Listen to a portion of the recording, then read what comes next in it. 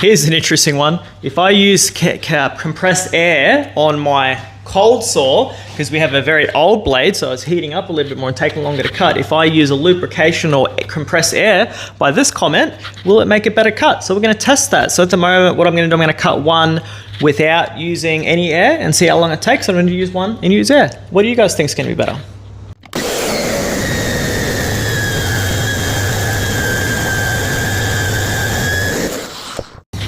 So about 56 seconds without using any air, and it is quite warm to the touch. So a minute cut's not too bad. I probably could squeeze a bit more life out of it, but let's see if it cuts any better when we used air pushing into the blade.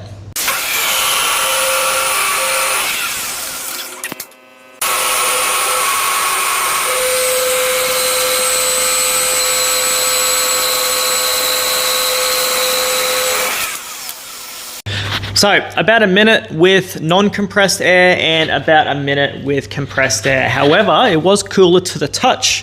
So I think compressed air is a good option to set up on one of these guys to keep the blade a little bit cooler, keep the material a bit cooler. But we got to remember I am cutting quite thick material, so maybe it won't help as much as maybe using a coolant. But at the moment, this one, it works perfectly fine for what it does. For what we need, we just cut hammers and hatchets from it. So we cut like big billets like that. So we don't really need to worry about it too much. However, compressed air, definitely a good idea. If you can set it up, set it up. If you don't. But I think it'll work a lot better on smaller materials. So great idea, guys. It was a good thing to test that anyway. So what do you guys think? Compressed air, non-compressed air, or would you prefer a cutting fluid or a dry cut?